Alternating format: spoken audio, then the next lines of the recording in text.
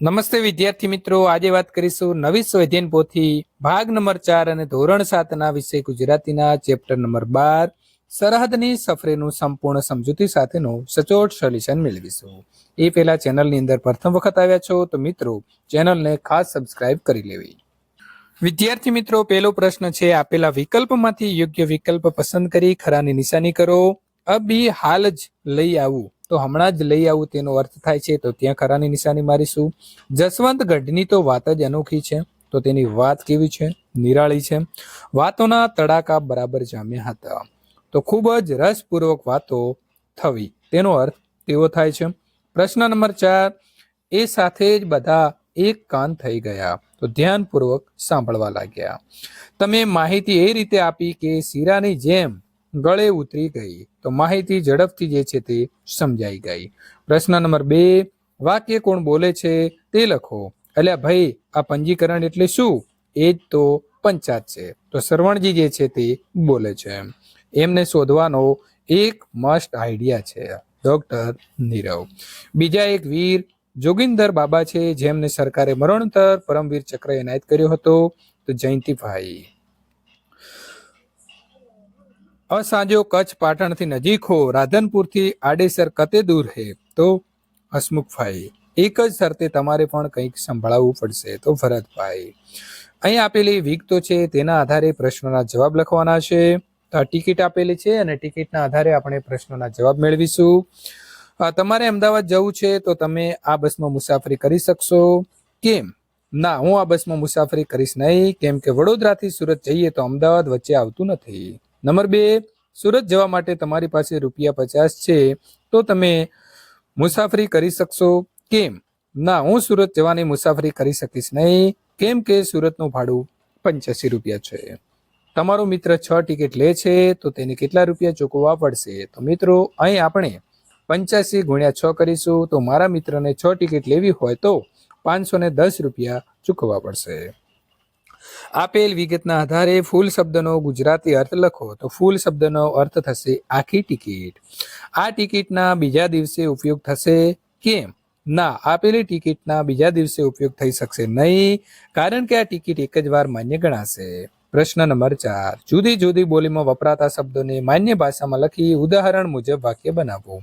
પંદર તો 15, વિહાન 15 દિવસ પછી અમદાવાદ જશે, પોયરો તો છોકરો, હરેશભાઈનો છોકરો હવે મોટો થઈ ગયો છે, ઓથ તો આધાર છત્ર, મામાની ઓથમાં ભાણિયા મોટા થઈ ગયા, ગયેલો તો ગયેલો, હું હજી સુધી ક્યારેય તવાંગ યાત્રામાં ગયેલો નથી, અગાડી તો આગળ, તમે આગળ ચાલો અમે પાછળ આવીએ છીએ, હેડો ચાલો, હેડો હવે બધા એક સાથે જમી લઈએ। પ્રશ્ન નંબર 5, ફકરામાંથી રૂઢિપ્રયોગ શોધી તેનો અર્થ લખી યોગ્ય ફેરફાર કરી ફકરો ફરીથી લખો। ટાઢા કરી દીધા તો શાંત કરી દીધા, ગાંઠ બાંધી તો નક્કી કર્યું, પૈસાની છોડો રેલાવી ખૂબ જ પૈસાદાર હોવું, દિલનો ટુકડો હોવું તો ખૂબ પ્રિય હોવું, ઘોડલા ખેલવા તો મોજ મજા કરવી, મન હળવું ફૂલ થઈ જવું તો ચિંતા મુક્ત થઈ જવું। ફકરો ફરીથી લખો। એક નાનકડું ગામ હતું, તેમાં રહેતા કંચનભાઈએ તોફાન કરતા નાના બાળકોને શાંત કરી દીધા, તેથી બાળકોએ મનોમન નક્કી કર્યું કે કંચનભાઈને પરેશાન કરવા છે, પરંતુ બાળકોને કંચનભાઈના એક મજેદાર મિત્ર મળ્યા, તે ખૂબ જ પૈસાદાર હતા, તેથી તેમણે પણ કંચનભાઈને સમજાવ્યા કે દરેક વ્યક્તિ માટે બાળકો ખૂબ પ્રિય હોવા જોઈએ, તેથી બાળકોને મોજ મજા કરવા દેવી જોઈએ। આખરે કંચનભાઈ અને બાળકોનું મન ચિંતા મુક્ત થઈ ગયું।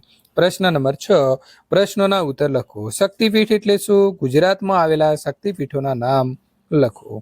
શક્તિપીઠ એટલે શક્તિને સંગ્રહ કરવામાં આવી હોય તે જગ્યા, જે જગ્યાએ સાક્ષાત શક્તિ ગણાતા સતી માતાના અંગો છે તેને શક્તિપીઠ તરીકે ઓળખવામાં આવે છે। ગુજરાતની અંદર 4 શક્તિપીઠો આવેલા છે, અંબાજી, પાવાગઢ, બહુચરાજી અને ભરૂચનું અંબાજી શક્તિપીઠ। પદ ચિહ્ન એટલે શું? તમે કઈ કઈ જગ્યાએ પદ ચિહ્નો જોયા છે તે લખો। પદ ચિહ્ન એટલે પગલાની છાપ, મેં ભીમોરામાં ભીમના પદ ચિહ્નો જોયા છે, ગિરનારની પર્વતમાળાના ઊંચા શિખર પર દત્તના મૂળ પદ ચિહ્નો આવેલા છે। તવાંગ શહેર વિશે 2-3 વાક્ય લખો। તવાંગ શહેર ભારતના અરુણાચલ પ્રદેશ રાજ્યમાં આવેલું છે અને તિબેટ સરહદ નજીક આવેલું છે। આ શહેર તેના સુંદર પર્વતીય દ્રશ્યો, તવાંગ મઠ અને ધાર્મિક મહત્વ માટે પ્રખ્યાત છે। તવાંગ એક મુખ્ય પ્રવાસન સ્થળ છે, જે દર વર્ષે સેકન્ડો પ્રવાસીઓને આકર્ષે છે. પ્રશ્ન નંબર 7, તમારા જિલ્લામાં આવેલ જોવાલાયક સ્થળોના નામ લખી કોઈ 2 સ્થળ વિશે લખો. Alang ship breaking yard. તો ભાવનગર શહેરથી આશરે 50 કિલોમીટર દૂર અલંગ શિપ બ્રેકિંગ યાર્ડ આવેલું છે. તે વિશ્વનો સૌથી મોટી વાહન ભાગીને રિસાયકલ કરનાર યાર્ડ છે. મોટા ભાગના સુપર સ્ટેકર્સ, કાર ફેરીસ, કન્ટેનર જહાજો અને દરિયાઈ લાઇનરોને અહીં હજારોની સંખ્યામાં કામ કરતા મજદૂરોની મદદથી તોડવામાં આવે છે. પાલિતાણા શહેરમાં શેત્રુંજય પર્વત ઉપર જૈન ધર્મના દેરાસરો, મંદિરો આવેલા છે. શેત્રુંજય પર્વત ઉપર આવેલી આ જગ્યાને જૈન ધર્મમાં માનનારા ખૂબ જ પવિત્ર માને છે અને અહીં હજારોની સંખ્યામાં દેરાસર આવેલા છે. સોબત દેવી અસર. તો જેસા સંગ વેસા રંગ. A man is known by the company he keeps. તો આવી રીતે આપણે મિત્રો અહીં જોડી અને લખીશું. તો હવે આપણે અહીં જોડીશું જેવા સાથે તેવા. તો જેસે કે સાથ તેસા. તો આવશે ટીટ ફોર ટાટ. વાવે તેવું લણે. તો બોયા પેટ બબુલ કા આમ કહા સે ખાય. તો આવશે એજ યુ સો યુ રેફ. જેવો દેશ તેવો વેશ, જેસા દેશ વેસા વેશ. તો મિત્રો આવશે છેલ્લું do in Rome is the Roman do. ધીરજના ફળ મીઠા, સબ્ર કા ફળ મીઠા. અહીં મિત્રો 1 નંબર સાથે જોડી દઈશું. પાર કે આજ સદા નિરાશ, આસ પરાઈ કવિ બરનાઈ, self help is the best help. ત્યારબાદ મિત્રો વાત કરીશું નીચે આપેલા શબ્દોને શબ્દકોશના ક્રમ મુજબ ગોઠવીને લખો. અનુષ્કા, આઝાદ, ઈશ્વર, નેશનલ, નૈસર્ગિક, સંસ્કૃતિ. પ્રશ્ન નંબર 10, નીચે આપેલા ફકરાનું વાંચન કરી સમયની નોંધ જે છે તે કરો. ગુજરાતના મહેસાણા જિલ્લામાં મોઢેરા ખાતે આવેલું સૂર્ય મંદિર સોલંકી યુગના રાજવી ભીમદેવ પ્રથમના શાસનકાળમાં બંધાયેલું હતું. આ મંદિરનું પૂર્વ દિશામાં આવેલ પ્રવેશદ્વાર એવી રીતે રચાયેલું હતું કે સૂર્યનું પ્રથમ કિરણ મંદિરની છેક અંદર ગર્ભગૃહ સુધી રેલાઈને સૂર્ય પ્રતિમાના મુગટની મધ્યમાં રહેલા મણિ પર પડતા સમગ્ર મંદિર પ્રકાશથી ઝળહળી ઉઠતું. પરિણામે સમગ્ર વાતાવરણમાં જાણે કે દિવ્યતા પ્રગટી હતી. આ મંદિરમાં સૂર્યની 12 વિવિધ મૂર્તિઓ અંકિત થયેલી આજે પણ જોઈ શકાય છે. મંદિરની બહારના જળકુંડની ચારે બાજુ નાના નાના કુલ 108 જેટલા મંદિરો આવેલા છે, જે ઉષા અને સંધ્યા કાળે પ્રગટતી દીપમાળાના લીધે એક નયનરમ્ય દ્રશ્ય ઊભું કરે છે. વિદ્યાર્થી મિત્રો, પ્રથમ પ્રયત્ને આપણને 1 મિનિટ અને 2 સેકન્ડ લાગે છે. દ્વિતીય પ્રયત્ન કરીએ ત્યારે 1 મિનિટ અને તૃતીય એટલે કે ત્રીજો પ્રયત્ને આપણને 56 સેકન્ડ લાગે છે.